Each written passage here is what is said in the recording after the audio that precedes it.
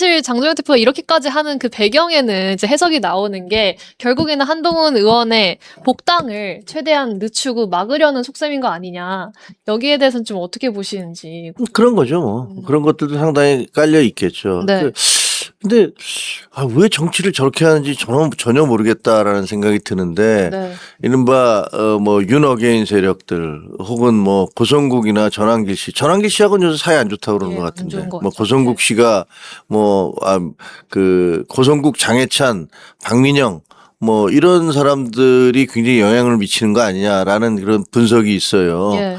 근데 그런 사람들의 세계관이나 가치관에 의해서 당을 이끌어가겠다는 것들을 우리 당의 그러니까 어떻게 보면 합리적인 그런 일반 당원들이나 혹은 뭐 의원들이 그걸 받아들일 수 있을까? 예. 그러니까 저는 안 될 거라고 보는데 어쨌든 저분은 모든 목표가 어떻게 해서든지 한동훈을 그 당에 못 들어오게 해야 돼.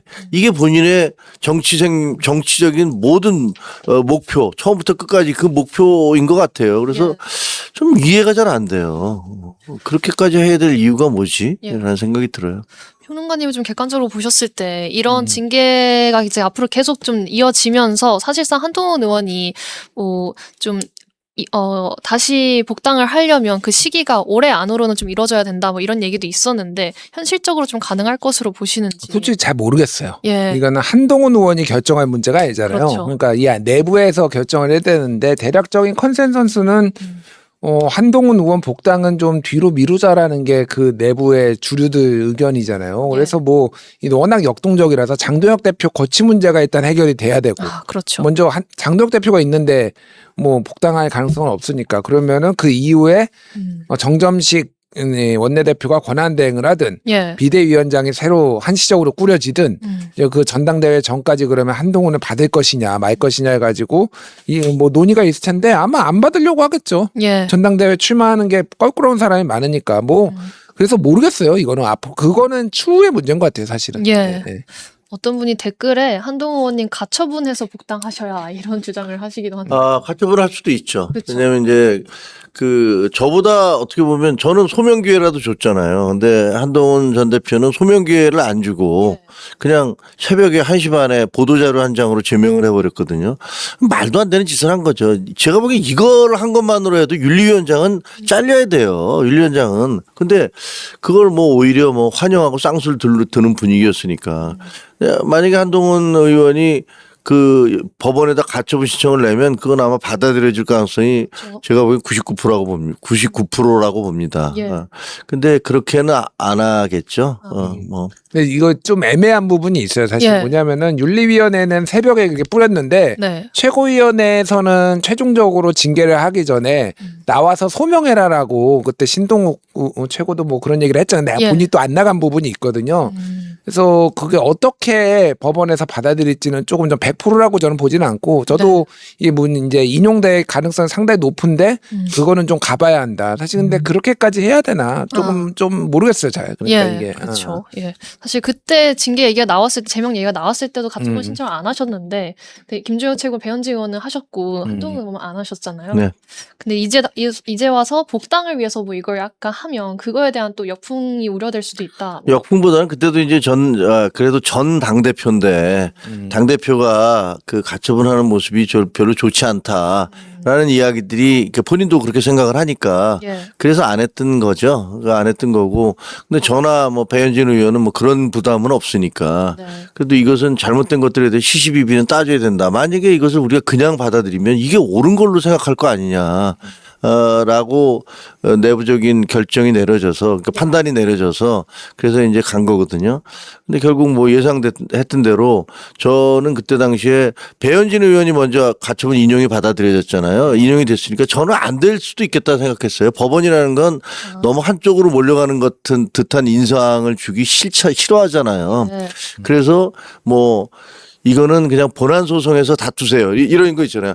분명히 지금 그 채권자의 주장, 그걸 채권자라고 그러더라고요. 채권자 채무자인데 채권자의 주장이 상당 부분 타당한 게 있다. 그러나 이게 그렇게 시급을 구하는 문제가 아니니까 본안 소송에서 해결을 해라.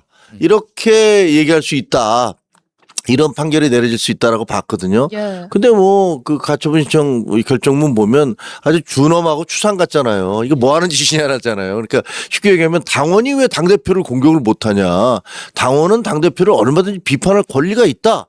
그리고 그거를 무슨 당원 자유의지의 총합이라는 식으로 해서 이거 징계를 한다는 것은 헌법과 법률에 위배된다라는 이거 명백하게 결정을 내려줬어요. 그러니까 이번도 제가 그런 것들 때문에 뭐 절차를 계속 합리적으로 해서 비슷한 사례를 안 당하도록 하겠다라고 얘기를 하잖아요. 예. 근데 사실 그 절차상의 문제라기보다는 내용상의 문제였어요. 예. 절차상의 문제는 저 같은 경우는 뭐 소명의 기회를 줬는데 저한테 그 소명 기회를 줘서 저는 거기서 윤리위원회 가서 윤리위원장한테 나는 당신 생각에 전혀 동의할 수가 없다. 그리고 나는 당신을 기피 신청을 해야겠다. 당신이 그동안 했던 얘기들 중에서 나에 대해서 편견을 갖고 있다는 것이 너무나 명백하기 때문에 받아들일 수 없다라고 얘기까지 했거든요. 그리고 거기 앉아있는 변호사들 좀 앉아 계신데 제가 왜 누군지도 모르겠다. 명찰을 달아라. 그랬더니 그 회의를 중단시키고 한 30분 지난 다음에 다 앞에다 이렇게 누구 변호사 누구 뭐 이렇게 쭉 이름을 써갖고 왔더라고요. 그러면서 제가 뭐 항변을 하니까 그때 유민희 위원장이 다른 변호사들한테 왜 질문하시라고 말씀하시는데 이분들이 질문을 안 해요. 오히려 눈 마주치면 눈을 피하더라고요. 그런 거 보면서 제가 속으로는 아니 그렇게 자신 없으면 뭐 하려고 이런 징계위를 여냐라는 생각을 했었는데 지금 뭐 이런 식으로 징계위원회를 또 열어서 이걸 밀어붙이겠다라는 거는 저는 가능한 얘기가 아니라고 생각을 해요. 예. 그리고 진짜로 잘못하면 이게 큰 사단을 만들어낼 수 있어요. 그래서 장동혁 대표 본인의 어떤 정치적 장래 이런 것들에 대해서도 큰 영향을 미칠 수 있다. 그래서 하실 테면 해라. 그냥 그렇게 원하시면 해보시라. 뭐 이렇게밖에 얘기할 수 없네요. 예. 이게 참 인원을 다 합치면 거의 한 80명, 뭐 많게는 100명까지 지금 얘기가 나오는 상황이고 이게 아직 뭐 징계 절차를 검토하는 단계긴 하지만 최악의 경우 이게 다 실행이 되면 정말 당이 매우 크게 흔들릴 그런 위기가 있을 것 같아 좀 우려가 됩니다. 또 지난 주말 사이 이런 논란도 있었죠. 장동혁 대표가 이게 사실 가족상을 당했는데 여기에 한동훈 대표가 조문을 하러 갔더니 이 당권파들 를 중심으로 굉장히 센 질타를 받았어요. 사실 이게 조문을 두고도 뭐 정치적으로 이렇게 좀 공방을 치를 필요가 있냐 이런 비판도 있는데 워딩이 굉장히 세더라고요. 뭐 사이코패스냐, 저질이다 이런 좀 상황은 평론가님 어떻게 보셨는지 궁금합니다. 이미 뭐 언론 보도가 다 나왔으니까 그게 네. 이제 장동혁 대표 아들인가가 그 내부 공지로 이제 상이 떠서 그게 맞아요. 이제 언론에 알려져 가지고 그게 어느 언론이었네 한번 썼는데 그게 내려졌어요 급하게. 네. 그쪽에서 장동혁 대표 측에서 이제 알려지기를 원치 않는다라고 해서 이제 조용하게 가족장으로 좀 치르겠다. 워낙 어린 1살 미만의 이제 맞아요. 아이니까 예. 이제 외손자인가요? 외손녀. 외손녀가 이제 사망을 한 거니까.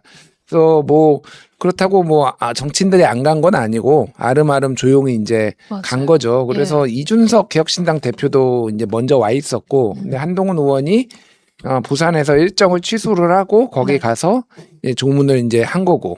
근데 이제 그 자리에서 뭐 소주도 한 잔 따라주고 뭐 그러면서 뭐 약간 셋이서 얘기를 했는데 네. 그거를 그쪽에서 이제 당 주류의 당권파 쪽에서 기사를 좀 내지 말아라 이런 얘기를 했다라고 그래요. 저도 이제 전해 들은 얘기니까. 예. 그런데 그거를 조선일보가 이제 썼고 네. 12시 51분에 이제 처음에 썼고 그러면서 다른 데들이 이제 나 쓰고 뭐 이런 상황이 된 거예요. 그러니까. 네. 그래서 뭐 조선일보는 판단을 했겠죠. 이게 뭐 엠바고라고 해서 이게 뭐 징계 사안이 있는 엠바고 뭐 그런 것도 아니고 그 엠바고를 받아들일 거는 언론이 받아들이는 거니까 장동혁, 한동훈, 이준석이 앉아서 이렇게 이런 논의를 하는 것도 의미가 있다. 예. 뭐 무슨 정치적 논의를 하지 않더라도 그 모양만으로도 의미가 있다라고 조선일보는 판단했겠죠. 예. 근데 이제 그 이후에 이제 나온 것들이 격한 반응들이 무슨 뭐 사이코패스네, 저질이네, 자기 정치를 해네, 뭐 이런 감성파리로 죽음까지 재물을 살아왔네, 이제 박민영의 얘기, 뭐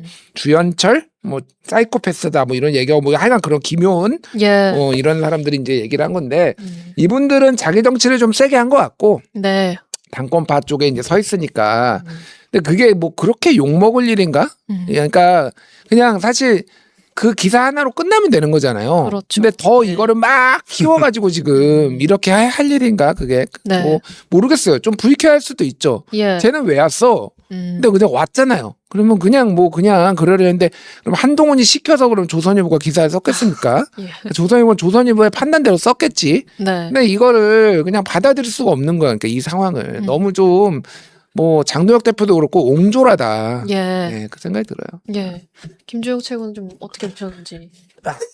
너무 어처구니가 없어서. 예. 그러니까 이제 뭐 그 배경은 뭐 아까 좀 설명드린 대로 서울에 있다 부산에 내려갔는데 부산에 그날 미국 그 대사관 부산 행사가 있었는데 뭐 축사 저녁에 있었대요. 근데 이게 원래는 그 장례식장에 오픈을 안 한다라고 해서 다 안 갔던 거예요, 다. 네. 근데 그날 발인이라고 알려졌던 날에 그걸 이제 하루 미루면서 오픈을 했어요. 맞아요. 예. 그래서 뭐 기자들도 가고 정치인들도 가고 많이 가니까 한동훈 의원도 뭐 그 부산에서 있던 행사를 취소하고 그럼 나도 가서 조문해야겠다라고 해서 그 수원으로 이제 올라온 거예요. 그래서 박정화 의원하고 같이 갔어요.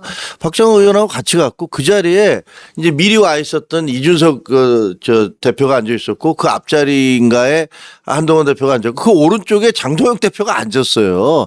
그리고 거기 무슨 박정화 의원, 이미자 의원, 김태규 의원, 정의용 사무총장 이렇게 8명 테이블에 앉아서 예. 뭐 그냥 뭐 정말 안타깝습니다라고 하면서 술도 따라줬다고 하더라고요. 따라준 걸로 뭐 본 사람들이 얘기를 하더라고요. 장도혁 대표한테. 그러고 나서 한 20분 앉아 있다가 나온 거예요. 근데 그 나온 걸 놓고서 이른바 그 밑에 있는 대변인단이라는 사람들이 갑자기 근데 그 현장에는 예. 그 이른바 극우라고 얘기하는 유튜브들도 상당히 있었고 그리고 기자들도 또 뭐 한 20명 정도 있었다고 하고 그 8명 테이블에도 어떤 그 부장 부국장급 어떤 기자가 한 명 앉아 있었어요. 예. 그리고 이제 그거를 이제 기사를 조선일보가 이 내용에 그러니까 세 사람이 함께 앉았다. 한동훈, 장동혁, 이준석. 그거를 이제 그냥 드라이하게 쓴 거예요. 예. 근데 이분들의 주장은 그거죠. 우리가 알리고 싶지 않은데 네가 오는 바람에 이게 기사가 나서 그 죽음이 알려지게 된 거 아니냐라는 그게 하나의 주장이에요. 그리고 두 번째가 왜 사전에 우리한테 온다는 통보하지 않고 왔어. 그 두 번째고. 예. 세 번째는 네가 기자들 데리고 온 거 아니야? 이 세 가지거든요. 기자들 이미 갔을 때 한참 전부터 기자들이 와 있었는데 기자들을 데리고 갔다는 말이 그게 말이 되는 소리입니까? 그리고 어느 기자가 야, 이 기사 써줘 그럼 씁니까? 요즘 세상에 그렇게 기사 쓰는 사람이 있습니까?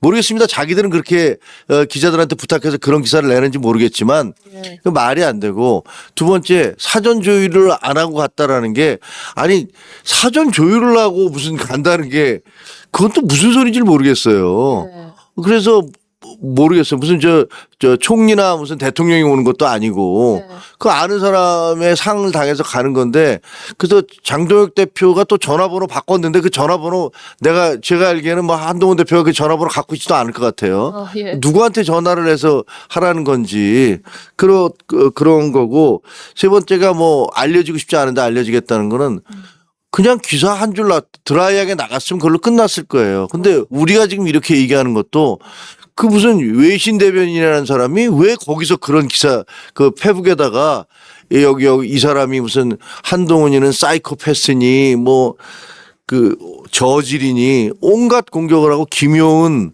거기에 무슨 박민영 이런 사람들이 나와서 뭐 입에 담을 수 없는 욕설과 비난을 하고 있는 거 아닙니까? 그걸 또 조광한 최고위원이라는 사람이 댓글을 거기다가 공유를 하면서 그러면서 무슨 뭐라고 그랬더라 하여튼 입에 담기도 어려운 그런 얘기들을 계속 했어요. 그래서 알려진 거 아니에요. 제가 보기에는 이분들이 주장하는 것들이 너무 상식 이하의 주장들을 하고 있는 거예요. 네. 뭐 오는 게 싫었을 수도 있어요, 사실. 근데 저희 부모 만약에 아버님이 돌아가셨는데 우리 아버님과 라이벌 관계였던 분이 오셨어. 그럼 제가 속으로는 기분 나쁠 수도 있지만 그걸 어떻게 그렇다고 그래서 뭐라고 그럽니까? 그러면 뭐 와주셔서 감사합니다라고 얘기하는 게 예. 그게 인지상정이잖아요. 근데 이런 죽음을 놓고 안타까운 죽음을 놓고 이거를 또 정치적으로 해석해서 거기다가 누구를 공격하기 위한 그런 도구로 쓰고 있는 게 예. 저는 진짜 이분들이 지금 제정신인가라는 생각이 들더라니까요. 아니 누구한테 사이코패스라고 그래요. 본인들을 한번 돌아보셔야 돼요. 예. 그런 생각이 들었어요. 네. 사실 그런 비슷한 생각을 하는 뭐 분들이 워낙 많으신 것 같아서 또 이게 또 유족한테는 2차 피해가 되는 거 아니야 이런 식의 좀 기사도 나온 것 같고 참 여러 가지를 좀 생각하게 만든 그런 해프닝이었던 것 같습니다.